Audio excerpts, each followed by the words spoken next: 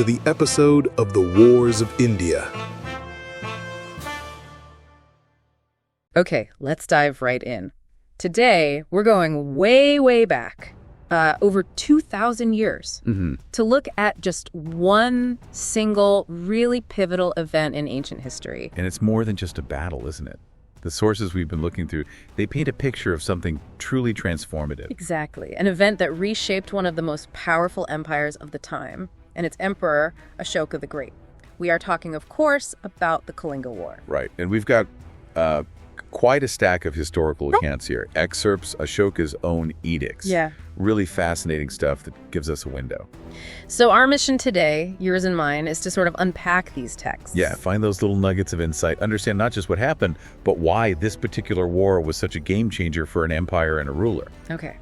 So let's set the scene first. Who are the main players here? Well, you've got the Mauryan Empire, huge, formidable, led by Emperor Ashoka, already known for being ambitious. And on the other side. The Kingdom of Kalinga, independent. And this is happening when and where? We're talking 261 BCE.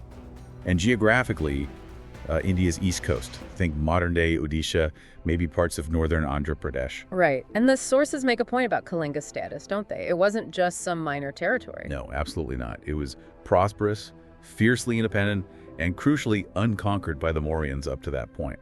Its very existence as an independent state was significant, a kind of challenge, you could say. So a powerful empire looking to consolidate, facing this independent kingdom that's resisting.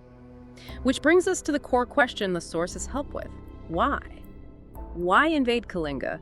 What was Ashoka thinking? When you dig into the accounts, a few key drivers really emerge. The first one, maybe the most obvious, is just straightforward imperial ambition. Standard empire building, right? Pretty much. Ashoka's following the family tradition. His grandfather, Chandragupta Maurya, built this massive empire. Expansion was, part of the job description.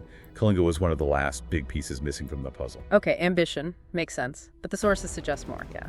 Oh, definitely. Look closer at how Kalinga is described. Its strategic importance just leaps off the page. Trade routes. Exactly. Vital ones. Both inland routes and, maybe even more critically, sea routes through the Bay of Bengal. Kalinga controlled access, and independent Kalinga could block or hinder Mauryan trade. Controlling Kalinga meant controlling those economic arteries. Trade is always a massive factor. Was it just the routes, or was Kalinga itself valuable? The kingdom itself, too. The sources talk about Kalinga's economic prosperity. Wealth, skilled artisans, thriving commerce. It was a prize worth having, adding its resources, its taxes, its whole economic engine to the empire. So strategic location, economic wealth, dynastic ambition, anything else pushing in. Yes, and it connects back to the ambition, really. It's about assertion of authority. Kalinga's refusal to just bow down. That was a direct challenge to an emperor aiming for complete control. Can't have loose ends. Right. And there's even this little hint in some accounts that Ashoka's grandfather, the great Chandragupta, might have actually tried and failed to conquer Kalinga. Oh, interesting. So maybe a bit of dynastic pressure, finishing the job? Could be. A mix of hard strategy, economics, and maybe that personal or dynastic element too. It makes the decision to invade seem, well, almost inevitable from Ashoka's perspective at the time. So the motivations are there, the war happens. What do the sources tell us about the fighting itself? They paint a picture of, frankly, horrific brutality. It was a ferocious conflict, immense bloodshed, widespread destruction. Where did it mostly take place? It's generally believed the main fighting was around the Dali Hills near the Daya River. And the outcome, given the Mauryan power? Militarily, it wasn't really in doubt. The Mauryan army, bigger, better organized, maybe better equipped, they overwhelmed the Kalingan forces. Kalinga was conquered. Yes, annexed. Became a Mauryan province. Tasali was set up as a key administrative center. So on paper, mission accomplished for Ashoka. He won. He won, but, and this is the crucial pivot point, isn't it? Especially when you look at Ashoka's own words later. What happened after the victory? What do the sources, like his Edict XIII, say? This is where everything changes. Edict XIII. It's incredibly powerful and quite shocking. It lays bare the devastation Ashoka witnessed, or at least the reports he received. What kind of numbers are we talking? The edict explicitly states 100,000 people were killed directly in the war.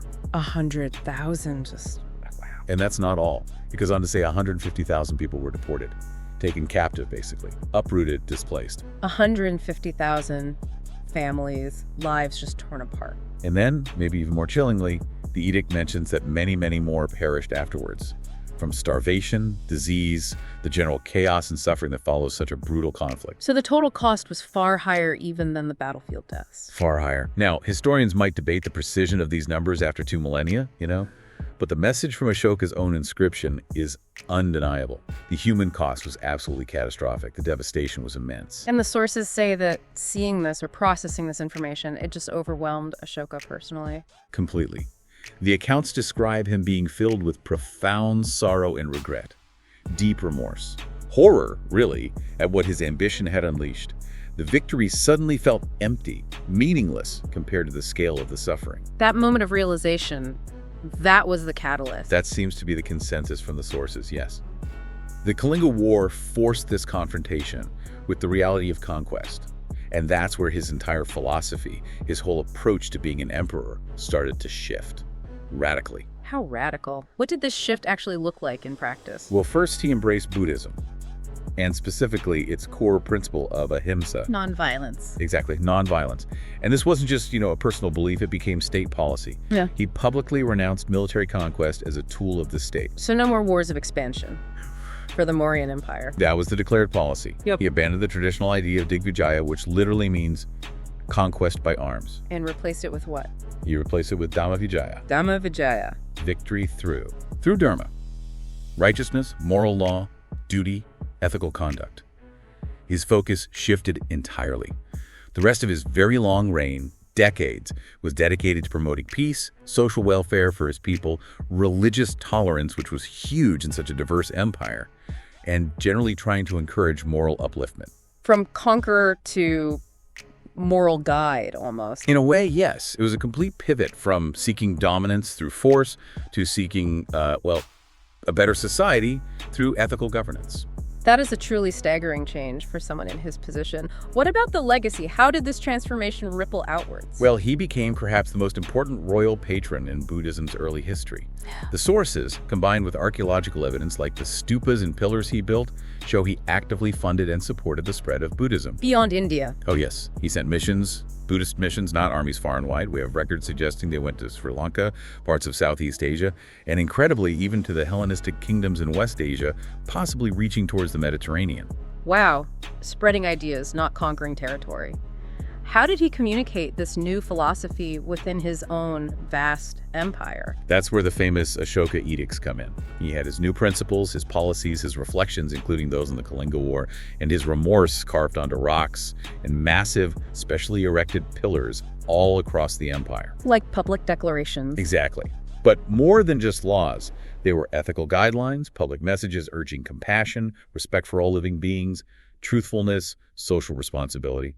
For us today, they're invaluable historical records, direct messages from him. And the practical effect on the empire during his reign. Well, the Kalinga War really did mark the end of major Mauryan military expansion. The sources suggest the following decades, over 40 years of his rule after the war, were characterized by relative peace and stability internally. The focus shifted to administration, welfare, building infrastructure, rather than constant campaigning. So pulling it all together from these sources, one incredibly brutal war becomes the trigger for one of history's most profound turnarounds. An emperor shifts from conquest to compassion, changing the course of his empire and influencing world history. It's a narrative laid out quite clearly in the historical record we have access to. The Kalinga War wasn't just another battle. It was a profound human tragedy that, because of Ashoka's reaction, helped shape the trajectory of a major world religion and defined an entire era of Indian history. So thinking about this story, this ancient emperor's change of heart driven by the sheer cost of war, why should this resonate with you listening today? What's the takeaway? I think it shows that even those holding immense power, driven by what seem like unavoidable strategic or political goals, can be fundamentally altered by confronting the human consequences of their actions. Ashoka's story, his turn towards Dhamma after Kalinga, is this stark example of a leader choosing a radically different path, seemingly based on a genuine moral awakening. Right. You start with this picture of an emperor laser-focused on expansion, on control, on Digvijaya, conquest by arms. And you end with a ruler dedicating decades to peace, welfare, Dhamma Vijaya. And the pivot point, the sources tell us, was the horror of Kalinga. It really was. And it leaves us with a difficult question, maybe something for you to think about after this. Ashoka's transformation was monumental. It ushered in decades of peace, spread influential ideas. But can such a change, however sincere, ever truly erase the suffering that caused it? Does that initial cost, the 100,000 killed, the 150,000 deported in Kalinga, does that horror always remain? Does the past inevitably cast a shadow on the path forward, even one illuminated by drastically different ideals? Something to mull over.